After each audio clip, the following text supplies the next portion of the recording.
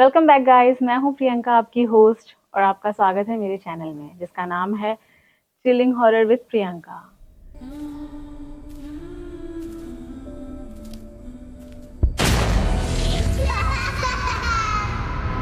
हम आज की कहानी जो शुरू करेंगे वो बिल्कुल ही अलग कहानी है।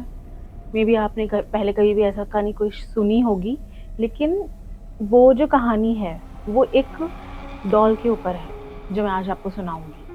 आपको पता ही होगा ना कि हम लोग कहीं जाते हैं, घूमने जाते हैं, किसी मार्केट में जाते हैं और शॉप पे रुक जाते हैं, हमें कोई चीज़ पसंद आ जाती है। तो ऐसी जगहों पर ना कुछ पुरानी चीज़ें भी रखी होती हैं। तो जो पुरानी चीज़ें होती हैं ना, वो बिल्कुल फ्रेश नहीं होती, मतलब सारी नहीं, बट कुछ चीज़ों में कुछ एनर्जी ज़रूर होती है। तो ये कहानी ऐसी ही है कि कहीं से अगर हमने कुछ परचेज़ किया है तो उसमें कुछ भी हो सकता है। पुराना अगर कोई है सामान, तो जो भी नई चीज़ें हैं उसमें ऐसा नहीं होता है, लेकिन एंटीक बोलते हैं ना जिन्हें, उसमें हो सकता है। तो शुरू करते हैं, ज़्यादा देर नहीं करते हैं, शुरू करते हैं कहानी प्रियंका की ज़ुबानी। तो गाइस, ये कहानी कुछ ऐसी है कि इसमें एक फैमिली होती है। तो ये लोग ना एक ट्रिप प्लान करते हैं कि चलो ट्रिप पे चल के आएंगे, घूम के आएंगे, चिल करके आएंगे। तो ट्रिप थी, फैमिली में होती है इनकी बेटी अनन्या, आदित्य और उर्मी। तो ये लोग 3 लोग होते हैं। तो ये लोग ट्रिप प्लान करते हैं हिल स्टेशन की। ये लोग जाते हैं वहाँ पर, आराम से एंजॉय करते हैं, मस्ती करते हैं, घूमते हैं, फिरते हैं। 3 दिन आराम से रहते हैं, पूरा चिल करते हैं, रोड्स पे जाकर, मार्केट में जाकर, दुकानों पे जाकर, और उन ठंडी हवाओं का पूरा लुत्फ उठाते हैं। बहुत चिल करने के बाद तो इनका ना एक्चुअली ऐसा होना होता है कि बर्थडे आ रहा होता है उसकी बेटी का, जो अनन्या है। तो उसके फादर कहते हैं कि क्यों ना यहीं से कुछ इसके लिए गिफ्ट खरीदा जाए। उर्मी से बात करते हैं तो उर्मी कहती है ठीक है, कल मार्केट चलते हैं, मार्केट से कुछ अच्छा सा गिफ्ट ले लेते हैं इसके लिए, या इसी से पूछ लेंगे, इसे जो भी लेना है ले लेगी, ठीक है। तो ये लोग डिसाइड करते हैं ठीक है, कल गिफ्ट लेते हैं इसके लिए। तो ये लोग अगले दिन जब मार्केट जाते हैं तो वहाँ पर अलग अलग तरीके की शॉप्स होती हैं, अच्छी अच्छी शॉप्स होती हैं। वहाँ पर वो देखता है कि एक बहुत बड़ी शॉप है जिसमें डिफरेंट डिफरेंट टाइप के गिफ्ट्स हैं। तो कहता है ठीक है, यहीं से लेते हैं। तो वो अपनी बेटी को वहाँ लेके जाता है। तो जब अनन्या, उर्मी, वो दोनों और आदित्य तीनों वहाँ पहुँचते हैं, उन्हें बहुत अच्छा लगता है क्योंकि बहुत सारे गिफ्ट्स होते हैं और वो बहुत बड़ी दुकान होती है। तो ऐसे ही अनन्या सब कुछ देख रही थी, बट उसके पास ऑलरेडी इतने सारे गिफ्ट्स थे, मतलब बोलते ना टॉयज, इतने सारे टॉयज थे कि वो ना मतलब चूज नहीं कर पा रही थी कि वो क्या ले। तो ऐसे ही ना उसकी नज़र एक डॉल पे पड़ी, एक डॉल जो बहुत सुंदर लग रही थी और बिल्कुल अलग रखी हुई थी। वो अलग ही जगह पे रखी हुई थी, जहाँ टॉयज होते हैं उससे थोड़ा दूर जाके अलग जगह पे रखी हुई थी। तो वो वहाँ पर पहुँचती है, वो देखती है कि ये कुछ अलग सी लग रही है, यूनिक सी लग रही है, उसे वो पसंद आती है। तो वो अपने फादर से बोलती है, आदित्य से, कि पापा मुझे ना ये वाली डॉल चाहिए। तो वो जो उसका फादर था, उसको वो थोड़ी पुरानी सी लगती है। तो वो कहता है नहीं बेटा, ये इतनी भी खास नहीं है, तुम इसे क्यों ही ले रही हो, मतलब कहीं और जाके कुछ और टॉयज देख लो, वो तो बहुत अच्छे अच्छे हैं यहाँ पर, आप इसी डॉल को क्यों पसंद कर रहे हो, और भी अच्छी चीजें हैं, उसको जाके देख लो। तो वो जैसे होता है ना कि बच्चा है, अटक सा गया है, उसको मतलब वो चाहिए, मतलब वही चाहिए। तो वो कहती है कि नहीं नहीं, मुझे ना और कुछ नहीं चाहिए, मुझे यही चाहिए, यही डॉल चाहिए। तो उसके पापा कहते हैं ठीक है चल, अब तू मान नहीं रही है, ले ले। उर्मी भी कहती है ठीक है, अब उसको पसंद है तो कुछ कह नहीं सकते, तो वो भी ले लेती है। ठीक है, फिर अब ये लोग उस डॉल को लेते हैं, इनकी ट्रिप खत्म होती है और ये लोग घर आते हैं। सबसे पहला काम था, जो वो जो लड़की थी ना, क्या नाम था उसका, अनन्या। अनन्या को वो डॉल इतनी पसंद थी कि उसके घर जाते ही ना उसने उसका एक नाम रख दिया था, उसका निकनेम, मतलब नाम ही बोल सकते हैं। उसका नाम था केसर। तो केसर, उसने उसका नाम जब चूज किया तो फैमिली को भी सही लगा, वो केसर करके बुलाती थी उसे, ठीक है। अब होता क्या है कि वो इतनी ज्यादा मतलब उससे खुश थी कि उसको अपने पास ही रखती थी, जहाँ भी जाएगी उसको साथ में लेके जाएगी, खाना खिलाएगी, अपने साथ लिटाएगी, सुलाएगी, टीवी देख रही है तो भी उसको साइड में रख रही है, हर चीज उसी के साथ करनी है। बच्चों का तो यही होता है, बच्चे होते ही ऐसे हैं, इसलिए ना। तो उर्मी और आदित्य भी खुश थे कि चलो ठीक है, जो भी उसने लिया अपने अकॉर्डिंग लिया, लेकिन वो खुश है। तो सब कुछ सही चल रहा था। तो लगभग 1 हफ्ते तक सब कुछ ठीक रहा। आदित्य अपने ऑफिस में बिजी रहता था, उर्मी घर के कामों में, और जो अनन्या थी वो अपनी डॉल के साथ फुल बिजी, फुल मस्ती उसके साथ। लेकिन अब इसके साथ क्या होने वाला था, ये खुद इस फैमिली को नहीं पता था। अब कुछ होगा स्ट्रेंज। तो बात ऐसी है कि जब हफ्ते से ज्यादा हो गया, तब धीरे धीरे ना हम लोग जैसे होता है ना कि हमारे पास कोई चीज़ होती है, तो हम लोग उससे अटैच हो जाते हैं, हम लोगों को वो चीज़ हर वक़्त चाहिए होती है। तो बच्चे भी हमारे जैसे ही होते हैं, उनको भी मतलब डॉल मिल गई है तो वो हर वक़्त उसी के साथ रहती थी। तो पता है अनन्या क्या करती थी? जब स्कूल से आती थी ना, तो सबसे पहले अपना बैग फेंक देती थी, शूज़ इधर गिरे हैं, सारी चीज़ें इधर-उधर फेंक के सिर्फ़ क्या करती थी, केसर को अपने सामने रख लेती थी और उसी से बातें करना शुरू कर देती थी।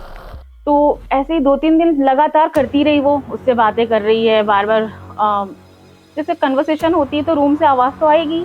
तो क्या है ना, ऐसी चीज़ें आवाज़ आने लग गई उसके रूम से। उसकी मम्मी को ऐसा फ़ील हुआ कि इसके रूम से ना मतलब बोलने की, फुसफुसाने की आवाज़ें आती रहती हैं। तो इसने ये चीज़ ना अपने हस्बैंड को बताई, आदित्य को, कि मुझे ऐसा लगता है कि जैसे कि ये अंदर ही अंदर अपने रूम में किसी से बातें कर रही है।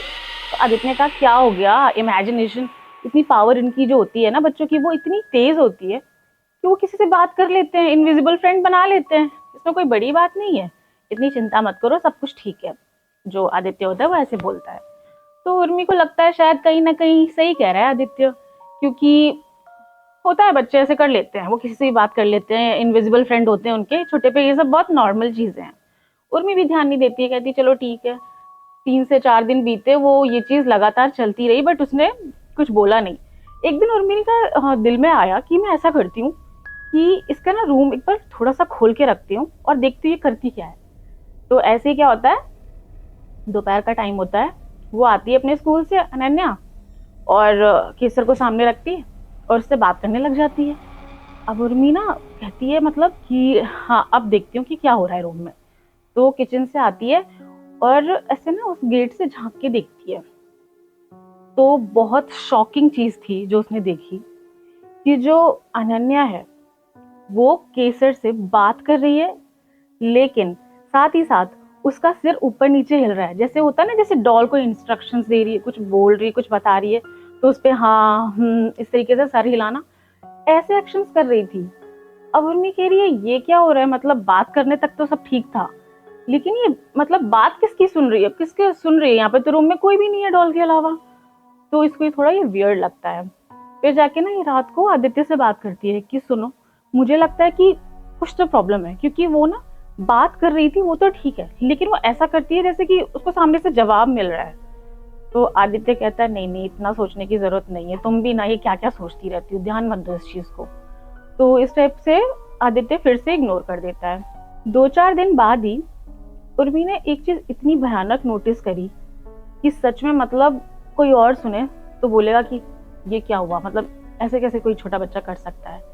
तो किचन में काम कर ही रही थी वो, तो अचानक से अनन्या आती है और वो ना बड़ा वाला नाइफ होता है ना जो किचन में, उसे उठाती है और वो चलने लग जाती है बेडरूम की तरफ। अब इतने, जब वो ये सारा इंसिडेंट देखती है कि ये क्या कर रही है, तो इतने में उर्मी आके उसके हाथ से छीन लेती है चाकू। तो जब वो चाकू से छीन लेती है तो वो देखती है कि उस पे ना बिल्कुल भी अनन्या को कोई फर्क नहीं पड़ रहा है, ना ही वो शरारती मूड में है, ना ही वो गुस्से के मूड में है, वो बिल्कुल स्टिल वैसी की वैसी ही खड़ी है। और जब वो उससे पूछती है ना कि ये तुम चाकू कहाँ लेके जा रही हो, उसका कोई जवाब नहीं देती है, ऐसी खड़ी रहती है।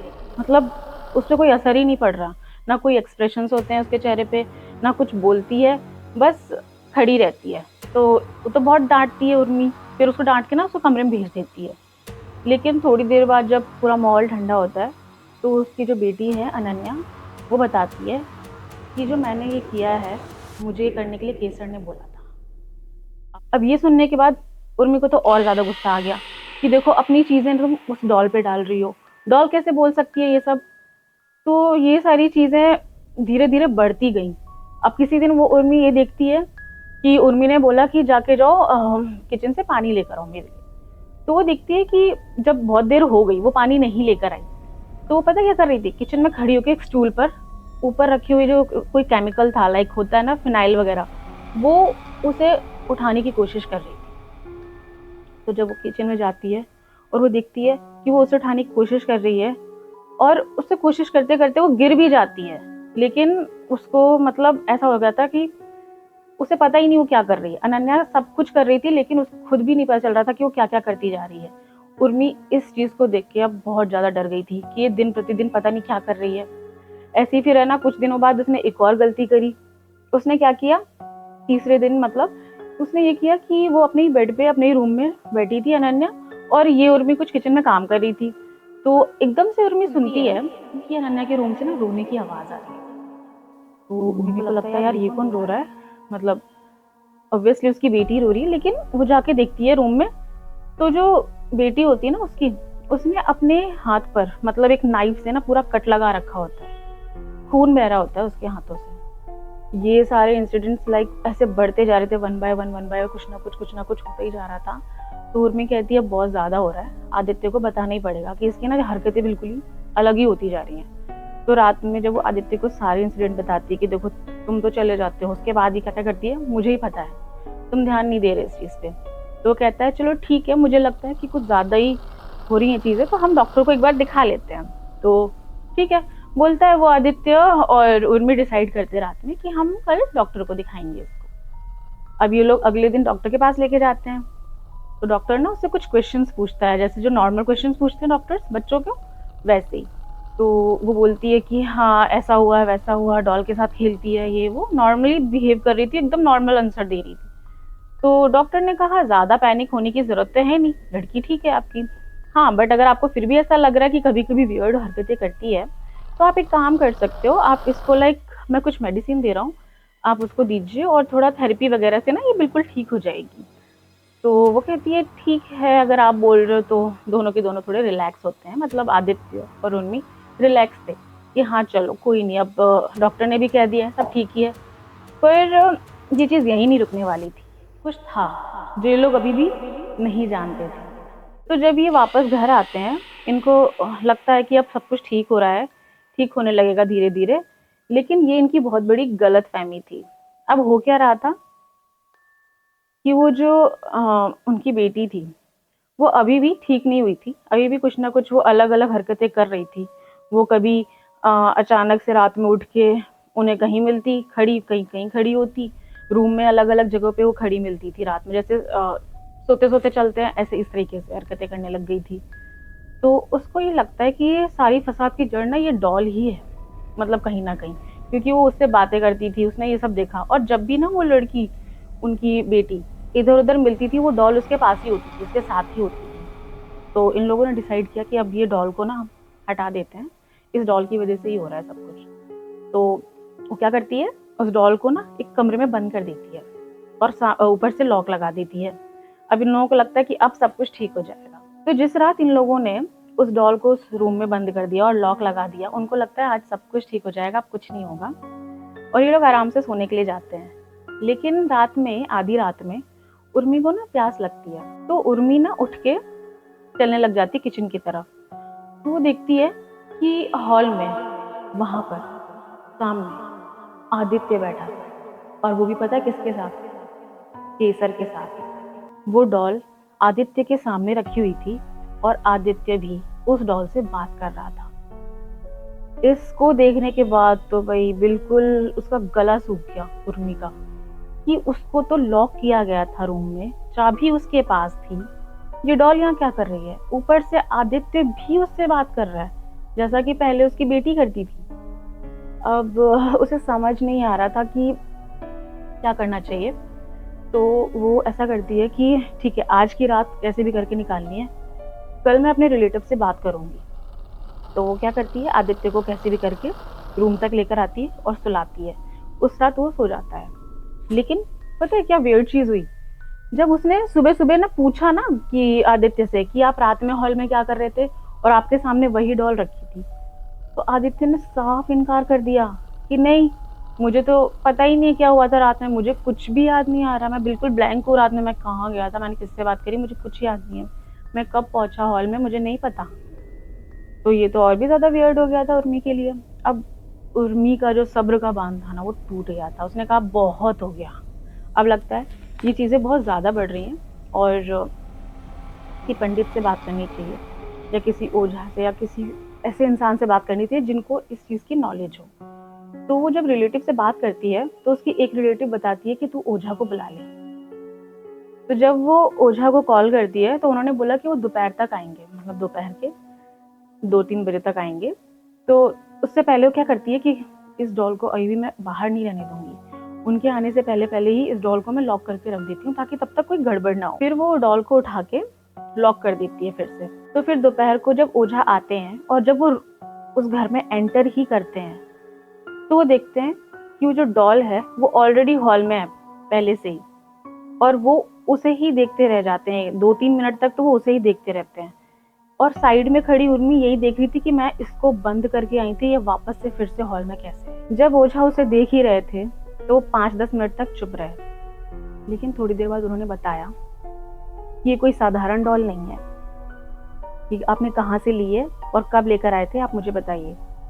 तो आदित्य बताता है कि वो जहाँ घूमने गया था वहाँ पर से ये डॉल लेकर आया है, और जब से लेकर आया है ना ये डॉल बिल्कुल भी नॉर्मल नहीं है, कुछ ना कुछ होता ही जा रहा है मेरे घर में। तो ओझा जी बताते हैं कि इसमें एक बुरी आत्मा ट्रैप है, मतलब इसमें कैद है, अभी भी उसकी ना एनर्जी इसमें है इसी वजह से, और उसके साथ बहुत ज़्यादा अन्याय हुआ था। तो जब वो मरी है ना तो उसकी जो कड़वाहट है, उसकी नफरत, उसका गुस्सा, सारी एनर्जी इसके अंदर है। तो इसके साथ और भी फैमिलीज पहले अटैच थी, तो जहाँ जहाँ ये गई है उसने ऐसा ही किया है, क्योंकि इस आत्मा को जो लगता है ना कि यहाँ के जो लोग हैं वो बिल्कुल भी अच्छे नहीं हैं, धोखेबाज हैं, फ्रॉड हैं, और एक दूसरे का फ़ायदा उठाने वाले लोग हैं। वो ये समझती है इस दुनिया को। इसीलिए जो भी इसके करीब आता है वो पहले पता क्या करती है, धीरे धीरे पहले बात करना शुरू करती है, फिर उसे नुकसान पहुंचाना शुरू कर देती है। हमारी फैमिली के साथ भी यही हो रहा है। तो आदित्य बोलता है फिर आप बताइए क्या कर सकते हैं। तब ओझा जी बोलते हैं कुछ नहीं, मैं थोड़ा यहाँ पे पूजा पाठ करूँगा और इस डॉल को यहाँ नहीं छोड़ूंगा, मैं अपने साथ ही लेके जाऊँगा। वो उस दिन पूरा पूजा पाठ करते हैं विधि विधान से, मतलब जो भी होती हैं। उसके बाद वो उस डॉल को अपने साथ ही लेके चले जाते हैं। तो उस दिन तो उर्मी और आदित्य जो थे उन्हें लगता है कि चलो ये डॉल चली गई, अब सारी प्रॉब्लम ठीक हो जाएंगी धीरे धीरे और हमारी फैमिली पहले जैसे नॉर्मल हो जाएगी। तो जैसे ही वो डॉल गई तो जो एटमॉस्फेयर था, जो उसमें भारीपन था, वो वैसे ही हल्का हो गया। सब कुछ एकदम अच्छा सा लगने लग गया, उनको वाइब्स होती है ना, अच्छी वाइब्स आना, उस टाइप के लगने लग गया। और बताती है उर्मी कि उस दिन के बाद, मतलब जब भी हम उस इंसिडेंट को याद करते हैं तो आज भी कांप जाते हैं, क्योंकि उनके साथ बिल्कुल ऐसा हुआ था जो उन्होंने कभी एक्सपेक्ट नहीं किया था। तो इसीलिए बोला जाता है कि कहीं से भी कहीं भी जाओ तो कोई भी चीज़ उठा के अपने घर नहीं ले आना चाहिए। कभी कभी ऐसा होता है ना कि हम बाहर जाते हैं, हमें कोई चीज़ मिलती है, हमने उठा ली, या हमने कहीं से एंटीक पीस लेकर आए अपने घर पे, तो बिना उसके बैकग्राउंड जाने अगर हम कोई चीज़ अपने घर लेकर आते हैं तो हमारे साथ क्या क्या हो सकता है वो आपको इस स्टोरी में पता चल ही गया होगा। और लगभग ऐसे ही कुछ होता है, क्योंकि उसमें एनर्जी ट्रैप होती है। तो मुझे लगता है कि हमें ऐसी चीज़ों से दूर रहना चाहिए। और उर्मी ने ये बोला कि आज भी उसकी जो फैमिली है वो आज भी ऐसी चीज़ों से डरती है, और वो कहीं भी एंटीक चीज़ें या बाहर से कोई भी चीज़ ऐसे ऐसे जो लगती है उन्हें कि जो नहीं लेनी चाहिए, जो गलत है, वो उनसे दूर ही रहती हैं। और उनकी बेटी अभी बड़ी हो चुकी है और वो ठीक है, लेकिन उसे शायद ये सारे इंसिडेंट याद नहीं है क्योंकि वो छोटी थी तब। तो ये थी आज की कहानी गाइस। अगर आपको थोड़ी सी भी कहानी पसंद आई है तो लाइक, सब्सक्राइब, शेयर कर देना, और मैं आपके लिए एक नई कहानी जल्द ही लेकर आऊँगी। Thank you so much. Bye.